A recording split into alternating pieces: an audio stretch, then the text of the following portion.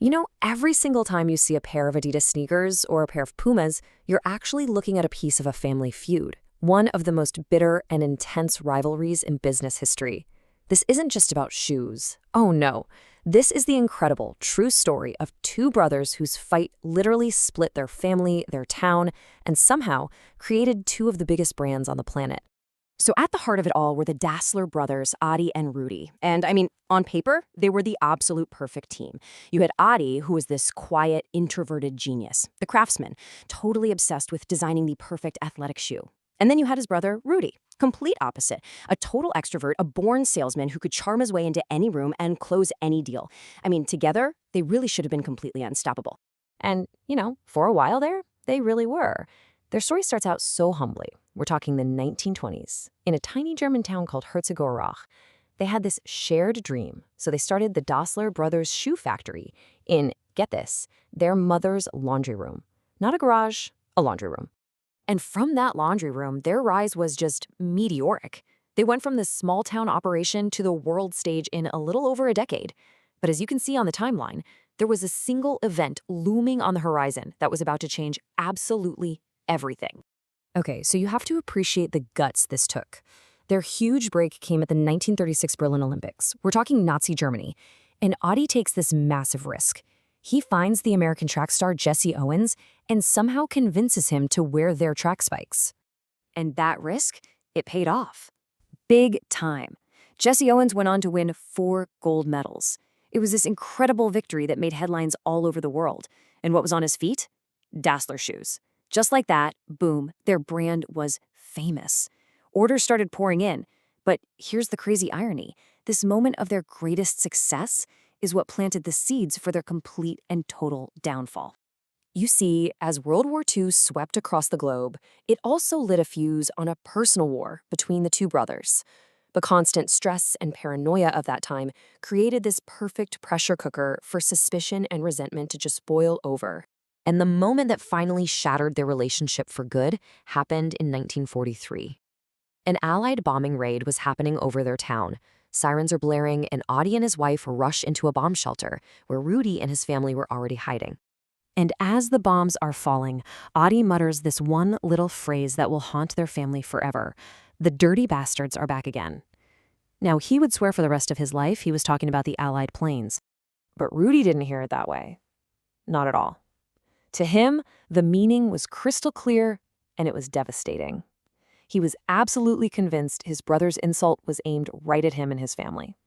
In that one moment, in that cramped, terrifying shelter, a line was crossed, and there was just no coming back. After that incident, the paranoia just went into overdrive. So later, when Rudy gets drafted into the war, and then he gets arrested by the Allies, his mind immediately jumps to one conclusion. His own brother, Adi, had turned him in. He truly believed Adi had set him up just to get him out of the way and take over the business for himself. So by 1948, that's it. It's over. The feud was so bad, they decided to split the company for good. And this decision didn't just create two rival shoe companies. It literally tore their entire town right in two. And the split was absolute. Adi took half the employees and the factory on the south side of the river. He created Adidas by combining his nickname, Adi, with the Das from their last name. Rudy took the other half of everything, the assets, the employees, and set up shop on the north side of the river, eventually calling his company Puma. This rivalry completely consumed their hometown. It got so bad, the town earned this bizarre nickname, the town of bent necks. And it sounds like a joke, but it was dead serious. People would literally look down at your shoes to see if you were wearing Adidas or Puma before they would even decide to talk to you. The feud split friends, neighbors, even families, all based on their choice of sneakers. Oh, but the feud didn't stop there. If anything, splitting up just made it worse. For decades, the brothers' personal war played out on a global scale. Each company was constantly trying to one-up and even sabotage the other. A perfect example of this was the 1954 World Cup. Adi gave the West German team these revolutionary boots with screw-in studs, and on a super muddy field, it was a total game-changer, helping them pull off a legendary win called the Miracle of Bern.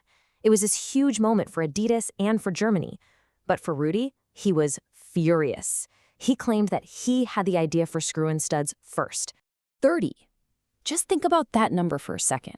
For nearly 30 years, from the day they split the company until the day they died, these two brothers, who started a business in their mom's laundry room, never spoke a single word to each other again. And that war of silence, it lasted their entire lives. There was no last-minute truce, no deathbed reconciliation.